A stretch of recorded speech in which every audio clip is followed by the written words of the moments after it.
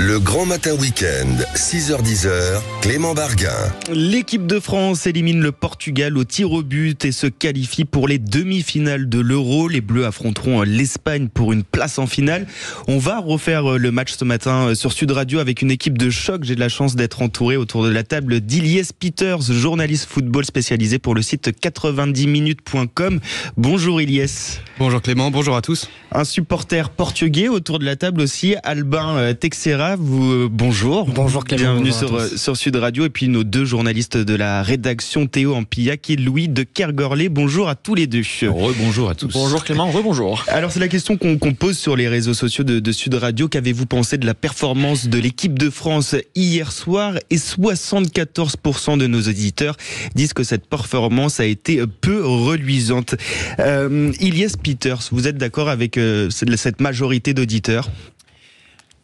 Je pense qu'hier on a tous vu le même match. Encore une fois, un match assez défensif de la part des Bleus, peu en réussite offensivement, comme depuis le début de l'Euro.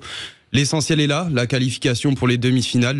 L'émotion provient surtout du résultat. Cette victoire au tir au but, on s'en rappellera souvent. C'est la première fois que les Bleus l'emportent au tir au but depuis 1998. Donc voilà, on est tous ravis de cette victoire. Pour la manière, on repassera et puis on verra ce que ça donne maintenant contre l'Espagne, qui est l'une des sélections les plus impressionnantes de ce tournoi. Ouais, c'est frustration aussi, Louis, du côté du plan offensif. C'est ça, parce que j'avais une autre question pour Ilyes Peters. On a ce manque de réussite qui est symbolisé par le capitaine des Bleus, Kylian Mbappé, qui n'est que l'ombre de lui-même. Et alors, vous qui le suivez à l'année au PSG, comment est-ce que vous expliquez ça ? Kylian Mbappé, c'est vrai que son Euro, même je dirais son année civile 2024, est très compliquée. Alors côté PSG, on peut imaginer que ces problèmes proviennent du fait de son avenir. On sait que depuis février, il a plus ou moins annoncé qu'il quitterait le club en fin de saison. Donc il y a eu des tensions au PSG avec son entraîneur, avec son président aussi. Ça met forme. On peut la comprendre au PSG. En sélection nationale, on s'est dit qu'il mettrait tout ça de côté pour se consacrer à l'Euro pleinement. Il a lui-même dit en conférence de presse, quand on reprend ses déclarations, il est motivé. Mais il n'a pas eu la préparation physique en juillet dernier. Et ça, je pense que ça joue encore dans ses jambes. Il le dit lui-même en conférence de presse avant le match contre le Portugal. Il n'a pas le carburant. On l'a vu hier. Il n'a pas pu aller jusqu'au bout. Oui, hier, il est sorti lors des prolongations. Donc, il symbolise l'échec offensif des Bleus parce que Didier Deschamps met tout en œuvre pour le mettre dans les meilleures conditions, lui, en tant que leader, en tant que capitaine des Bleus. Et quand il n'est pas en forme, ça se ressent directement sur le jeu offensif de l'équipe de France. Donc voilà, c'est quand même le seul joueur français qui a marqué un but dans cet Euro. C'était un pénalty contre la Pologne. Oui. Mais ça reste insuffisant, je pense que lui-même le sait. Je pense que dans la tête, il est très motivé pour son Euro et qu'il est conscient que depuis le début de la compétition, il passe à côté. Mais j'ai du mal avec cette théorie de l'interrupteur qui fait qu'il pourrait à tout moment se réveiller. Il n'est pas en forme, il faut que l'équipe de France l'accepte, il faut que lui l'accepte. Et malheureusement, contre l'Espagne, je ne crois pas en un réveil de Kylian Mbappé soudain. Et on gagne sans lui pour l'instant, donc je ne suis pas pour autant inquiet pour les Bleus.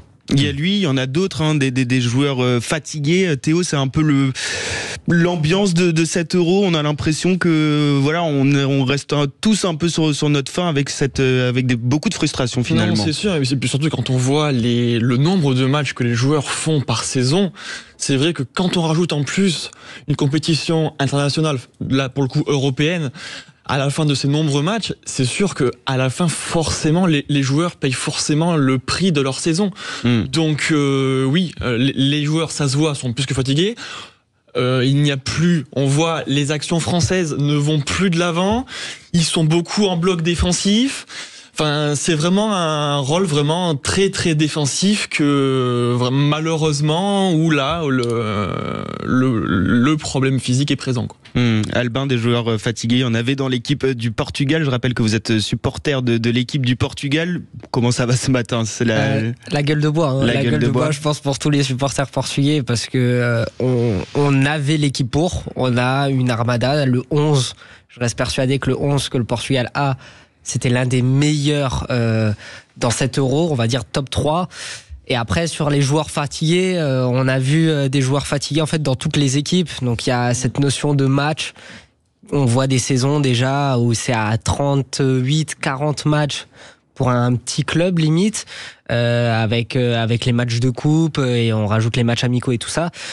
Il y a des joueurs cramés dans toutes les équipes, mais si je reviens sur Mbappé, au bout d'un moment, Mbappé, si je rebondis sur l'équipe de France, on a vu que Barcola hier, il a fait une entrée incroyable qui a mis en difficulté un bon nombre de joueurs. Dembélé aussi, il a fait un super entrée. De la défense portugaise. Donc, on va dire, je veux bien que les joueurs soient cramés, mais Mbappé, c'est un autre problème. Et après, du côté portugais, je vais pas mettre la faute sur la fatigue, puisque hier, on a vu que les deux équipes voulaient pas jouer, se craignaient. Qu'est-ce qu'il a manqué justement hier aux Portugais par rapport aux Français ? Tout. D'un point de vue offensif, de la réussite. On a vu beaucoup de manque de réussite. On a vu un Maignan qui sauve 3 occasions portugaises, 2-3 occasions portugaises qui normalement doivent finir au fond. Voilà. Après, j'ai envie de tirer moi plus à balles réelles sur le coach, parce que Roberto Martinez, ce qu'il a fait hier, c'est honteux, c'est criminel. Je veux dire, laisser Ronaldo, qui a un âge pas possible sur le terrain, alors que je veux bien qu'on dise Gonzalo Ramos qui est sur le banc et il est pas en forme, mais on n'a pas essayé. Il a joué 25 minutes dans cet Euro finalement.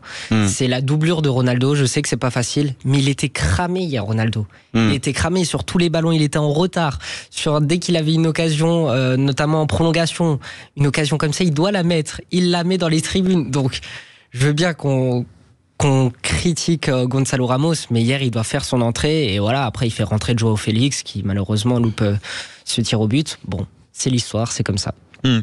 J'aimerais maintenant qu'on se projette sur du coup cette demi-finale de mardi qui nous attend face à l'Espagne. C'est une équipe redoutable, Théo. Oui, et l'Espagne, c'est vraiment l'équipe à battre de cet Euro.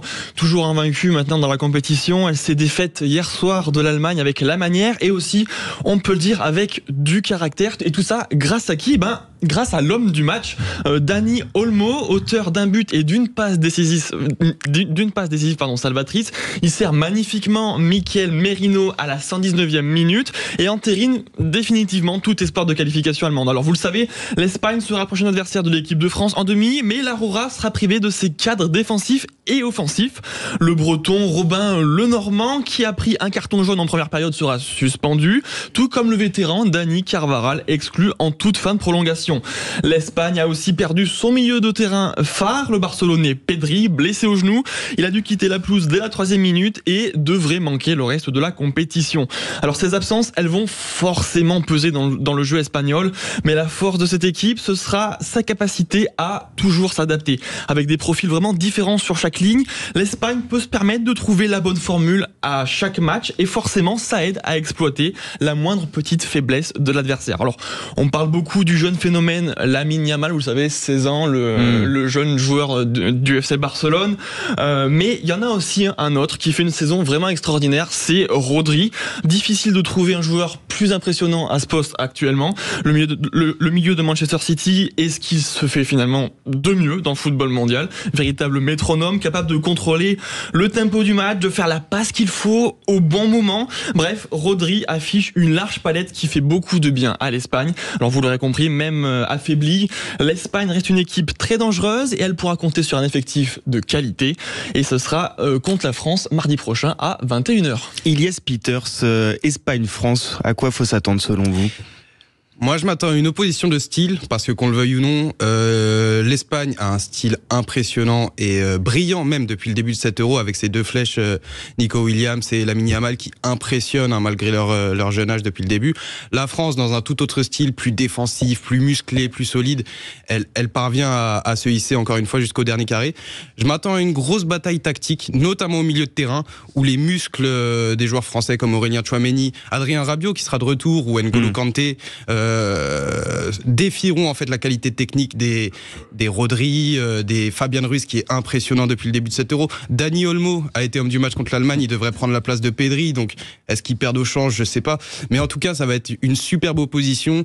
Je pense que la qualité offensive de l'Espagne, avec ses flèches sur les côtés qui sont impressionnantes comme je l'ai dit, pourront se heurter vont se heurter sûrement à la meilleure défense de cet Euro avec les Français qui impressionnent dans leur ligne à 4 avec Koundé, Saliba, Upamecano et Théo Hernandez.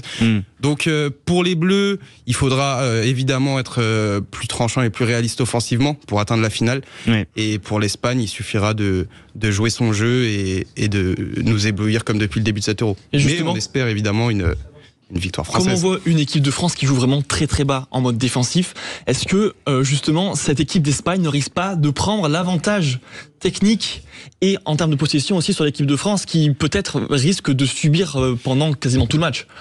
Oui, mais c'est une disposition qui peut convenir à l'équipe de France. Depuis le début, on a vu, depuis surtout la phase finale, on a vu la Belgique laisser le ballon au bleu. On a vu le Portugal par séquence laisser le ballon au bleu. Et finalement, ces bleus, lorsqu'ils se heurtent à un bloc compact et solide, ils ont du mal. Ils ont du mal parce qu'ils manquent de profondeur. Mbappé ne peut pas être trouvé en profondeur. Ousmane Dembélé, hier, il a fait une bonne rentrée, mais il peut pas exploiter pleinement ses qualités de vitesse. Donc finalement, si l'Espagne a le ballon et que la France est regroupée dans son camp ou même dans ses 30 mètres, elle pourra exploser en contre-attaque en utilisant la vitesse de ses attaquants et le pied gauche de Griezmann pour les lancer. Si Griezmann se réveille et retrouve son niveau.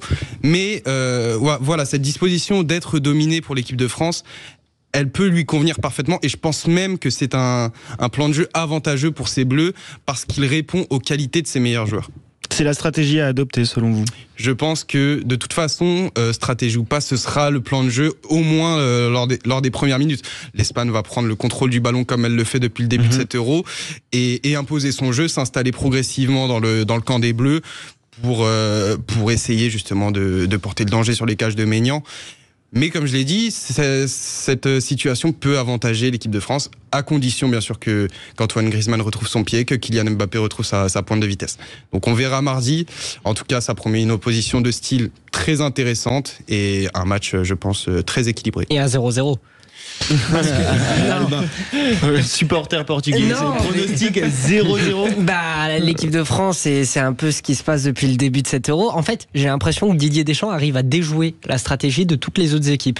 Elles se disent, on va venir, on va déranger cette équipe de France-là, et finalement, à chaque fois, d'une manière moche, on peut le dire, hein, l'équipe de France peut être le gagnant le plus moche de tous les euros confondus.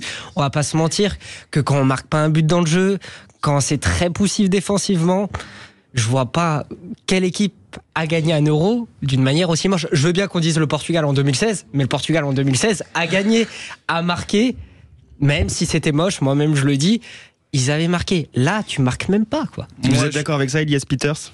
Moi, je trouve que l'équipe de France fait déjouer ses adversaires depuis le début de l'Euro. Est-ce qu'on a vu, en étant tout à fait honnête, un adversaire de l'équipe de France réaliser un match plein face aux Bleus ? Je trouve que non. Le Portugal hier a essayé. Par séquence, ils ont dominé les Bleus, surtout en prolongation, la fatigue, etc.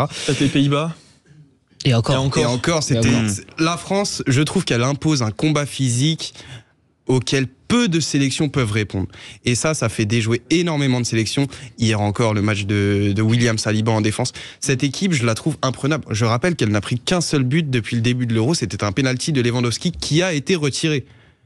Donc, à partir de là, c'est la meilleure défense du tournoi et je vois pas comment on peut marquer un but à cette équipe, tout simplement. En tout cas, la chatte à Dédé est là. Il faut se dire ça, tant que la chatte à Dédé est là. Sur Sud Radio, et on le voit encore une fois que la chatte à Dédé est là. Regardez déjà le nombre d'Espagnols qui sont pas là. Moi, je le dis, la France va aller en finale, va gagner peut-être cet euro. Avec la chatte à Dédé. Quand même. Allez, Espagne-France, pronostic pour terminer très rapidement. Louis, je pense qu'on passera à nouveau au tir au but. Je revois un scénario un peu similaire à ce qui se passait hier. Ilyes. Ouais, un bon 1 partout et une victoire au tir au but. Ok, victoire quand même. Allemand. 0-0 et au tir au but que le meilleur gagne. Et Théo. Moi j'aurais dit un partout, mais victoire en prolongue quand même. Donc 2-1 à la fin des prolongues. Il faut attendre donc mardi soir. Espagne-France, ce sera à 21h. Merci beaucoup Elias Peters, journaliste football spécialisé pour le site 90minutes.com d'avoir été avec nous. Albin Texera, supporter portugais. Puis nos deux journalistes de la rédaction de Sud Radio, Théo Ampillac et Louis de Kergor.